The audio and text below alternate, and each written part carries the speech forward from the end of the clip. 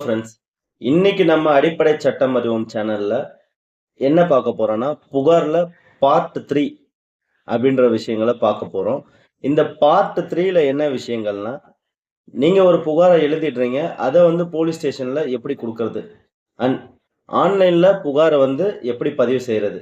அதே மாரி ஃபால்ஸ் கம்ப்ளைண்ட்னா என்ன? அப்படின்ற விஷயங்கள் தான் பார்க்க போறோம். இதோட இந்த புகார்ன்ற சாப்டர் முடியப்போது. நம்மளுடைய பார்ட் 1, பார்ட் 2 பார்த்திருப்பீங்க. அதுல புகார் என்னென்ன சாராம்சங்கள் இருக்கணும்? புகார எப்படி பிழை இல்லாம எழுதலாம்? புகார்ல என்ன வகைகள் இருக்குன்னு பார்த்திருப்பீங்க. ஸோ, இது ஃபைனல் சாப்டர். நல்லா நோட் பண்ணிக்கோங்க. கண்டிப்பா உங்களுக்கு யூஸ்ஃபுல்லா இருக்கும். நம்ம டாபிக் உள்ள போயிடலாம். ஸோ, இந்த ஃபால்ஸ் கம்ப்ளைண்ட் அப்டின்னா பார்த்தீங்கன்னா, ஒரு சம்பவமே நடந்திருக்காது அந்த இடத்துல. சம்பவம் நடந்த மாரி, இவங்களே போயிட்டு போலீஸ் ஸ்டேஷன்ல புகார் குடுக்குறது ஒரு ஃபால்ஸ் கம்ப்ளைண்ட். தென் செகண்ட், ஒரு சம்பவம் நடந்திருக்கும். அது ஒரு நான் காக்னிசபிள் அஃபென்ஸ். ஒரு சாதாரண ஒரு அஃபென்ஸா தான் இருக்கும். இருந்தாலும் இவங்க போயிட்டு அவன் என்ன கொலை பண்ணிடுவேன்னு சொல்லிட்டான். இதை எடுத்து இந்த கட்டைய எடுத்து அடிச்சான், அப்படி அடிச்சான்னு சொல்லிட்டு எக்ஸ்ட்ரா சில சங்கதிகள் எல்லாம் போட்டு போலீஸ் ஸ்டேஷன்ல போய் புகார் குடுத்தாங்கன்னா, அதுக்கு பேரு ஃபால்ஸ் கம்ப்ளைண்ட். இந்த ஃபால்ஸ் கம்ப்ளைண்ட்ட போலீஸ் எப்படி விசாரிப்பாங்கன்னு பார்த்தீங்கன்னா, போலீஸ் அந்த கம்ப்ளைண்ட்ட வாங்கிட்டு, என்குயரி பண்ணிட்டு, அவங்களுடைய விசாரணையில இது ஒரு நான் காக்னிசபிள் அஃபென்ஸா தான் மேட் அவுட் ஆச்சுன்னா, எஃப்ஐஆர் பதிவு செஞ்சுட்ட பிறகு, அவங்களுக்கு ஒரு குளோஷர் ரிப்போர்ட் குடுத்துருவாங்க கம்ப்ளைண்ட் பார்ட்டிக்கு. ஸோ எங்களுடைய விசாரணை அறிக்கையில நீங்க சொன்ன மாரி விஷயங்கள் நடக்கல, அப்படின்ற விஷயங்கள சொல்லி, இந்த ஃபால்ஸ் கம்ப்ளைண்ட்ட குளோஸ் பண்ணிடுவாங்க. ஸோ அதையும் மீறி போலீஸார டைட் பண்ணி, இல்ல போலீஸார் ஏதோ ஒரு ஆதாயம் அவங்களுக்கு வேணுன்றதுக்காக, சார்ஜ் ஷீட் ஃபைல் பண்ணி நீதிமன்றத்துக்கு எடுத்துட்டு போயிட்டாங்கன்னா, நீதிமன்றத்துல இந்த வழக்க கன்டெஸ்ட் பண்ணி, நம்ம பொய் வழக்குன்றத ப்ரூஃப் பண்ணணும். இந்த 2 விஷயங்கள் தான் இந்த ஃபால்ஸ் கம்ப்ளைண்ட்ல நடக்கும். தென் நீங்க ஒரு புகார எழுதிடுறீங்க. இந்த புகார போலீஸ் கிட்ட என்னென்ன வழிகள்லலாம் நீங்க குடுக்கலாம்? அப்படின்றத சொல்றேன், கேளுங்க. நீங்க ஒரு புகார எழுதிடுறீங்க. எழுதுனத நீங்க நேரடியா போயிட்டு போலீஸ் கிட்ட குடுக்கலாம். இது 1.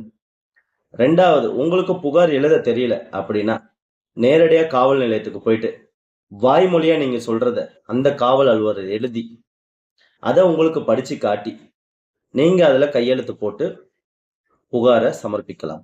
இது 2. 3வது, நீங்க எழுதின புகார ஒரு பதிவு தபால் மூலியமாவும் காவல் நிலையத்துக்கு அனுப்பலாம். இது 3.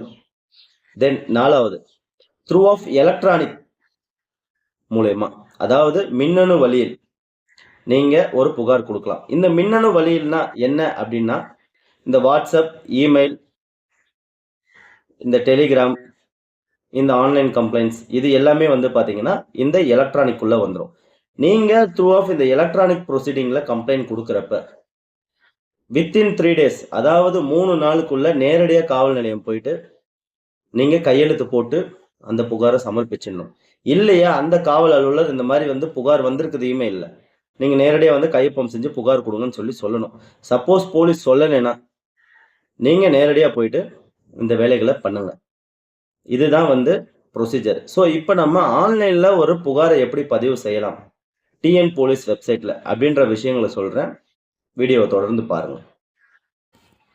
கூகுள் ஓப்பன் பண்ணிக்கோங்க. அதுல டிஎன் போலீஸ் அப்படின்றத டைப் பண்ணிக்கோங்க. ஸோ இந்த மாதிரி ஒரு பேஜ் ஓப்பன் ஆகும். அதில் ஃபஸ்ட்டு eservice.tnpolice.gov.in அதை கிளிக் பண்ணிக்கோங்க.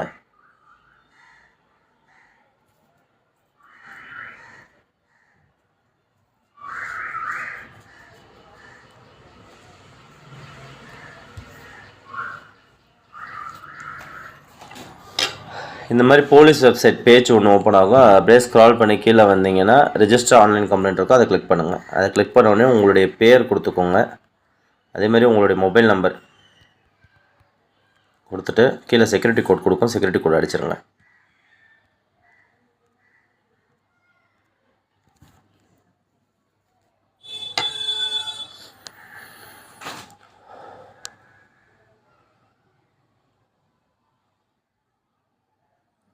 அடிச்சிட்ட பிறகு உங்களுக்கு ஒரு ஓடிபி வரும்.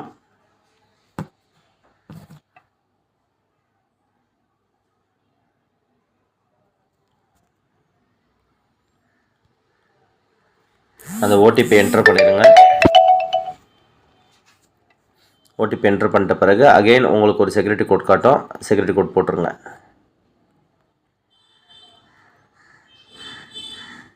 கொடுத்து சப்மிட் கொடுத்த பிறகு உங்களுக்கு இந்த மாதிரி ஒரு பேஜ் ஓப்பன் ஆகும். என்ன கம்ப்ளைண்ட் கொடுக்க போகிறீங்க அந்த டைப் எல்லாமே இருக்கும். ஃபஸ்ட்டு பார்த்தீங்கன்னா இந்த vehicle missing, person missing, cellphone missing, என்ன கேட்டகரியோ அந்த கேட்டகரியை செலக்ட் பண்ணிக்கோங்க. சப்போஸ் உங்களுக்கு நீங்கள் கம்ப்ளைண்ட் கொடுக்க போகிற கேட்டகரி இதில் இல்லைன்னா அதர்ன்னு சொல்லிட்டு இருக்கும். அந்த அதர் கம்ப்ளைண்ட்டில் நீங்கள் கொடுத்துக்கோங்க. சரிங்களா? ஸோ நம்ம இப்போ ஒருத்தர் அடித்ததாக கொடுக்குறோம். Hard complaint. இதில் என்ன ஜெண்டரோ ஜெண்டர் எடுத்துக்கோங்க. இந்த மாதிரி டேட் ஆஃப் பர்த் உங்களோட டேட் ஆஃப் பர்த் போட்டுக்கோங்க.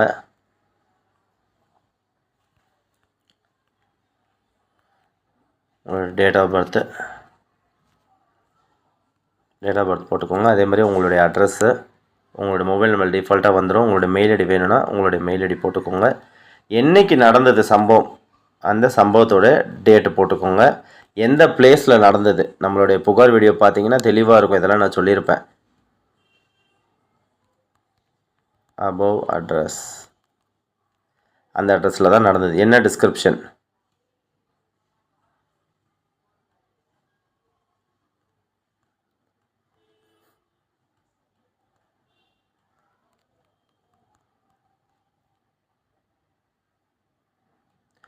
ஏன்னொரு பீட்டன் பண்ணிட்டாரு. என்ன டிஸ்கிரிப்ஷனை நீங்கள் போட்டுக்கோங்க. நான் லென்த்தியாக போகுன்றதாக சும்மா ஷார்ட்டாக நான் போட்டிருக்கிறேன். சப்போஸ் உங்களுக்கு பிடிஎஃப் ஏதாவது இருந்ததுன்னா நீங்கள் ரிட்டர்ன் பண்ண எழுதி ஃபோட்டோ எடுத்து பிடிஎஃபாக கன்வெர்ட் பண்ணி வச்சுக்கோங்க. கன்வெர்ட் பண்ணிவிட்டு என்ன ஃபைலோ அந்த ஃபைலை செலக்ட் பண்ணிவிட்டு நீங்கள் அப்லோட் கொடுத்துருங்க. அப்லோட் கொடுத்துட்டு ஃபைனலாக இந்த செக்யூரிட்டி கோட் போட்டு ரெஜிஸ்டர் பண்ணிவிடுங்க. ரெஜிஸ்டர் பண்ணிட்ட பிறகு ஃபைனலாக இந்த மாதிரி ஒரு அக்னாலஜ்மெண்ட் ஓப்பன் ஆகும். இதை நீங்கள் பிரிண்ட் எடுத்துகிட்டு உங்களுடைய புகாரோடு அட்டாச் பண்ணி போலீஸ் ஸ்டேஷனில் கொடுங்க. கம்பல்சரி இதுக்கு வந்து ஒரு எஃப்ஐஆரோ இல்லைனா சிஎஸ்ஆரோ கம்பல்சரி போட்டு தான் ஆகணும். ஸோ உங்களுக்கு வந்து எளிமையாக புரிஞ்சிருக்கும்னு நினைக்கிறேன் நம்ம சொன்ன விஷயங்கள். உங்களுக்கு நான் சொன்ன விஷயங்கள் ஏதாவது கம்பல்சரி உங்களுடைய லைஃப்பில் நீங்கள் ஏதாவது போலீஸ் ஸ்டேஷனில் போயிட்டு புகார் கொடுத்து நம்ம வீடியோ பார்த்து இந்த ப்ரொசீஜரை ஃபாலோ பண்ணிங்கன்னா கண்டிப்பாக கமெண்ட் பண்ணுங்கள். இதுதான் வந்து நம்ம சேனலுக்கு கிடைச்ச வெற்றி. நான் உங்களுக்கு சொல்லி கொடுத்ததுக்கான ஒரு வெற்றியுமே. ஸோ அடுத்த வீடியோவில் பார்ப்போம் ஃப்ரெண்ட்ஸ். எஃப்ஐஆர்னா என்ன அப்படின்ற விஷயங்கள் நம்ம பார்ப்போம். Thank you friends.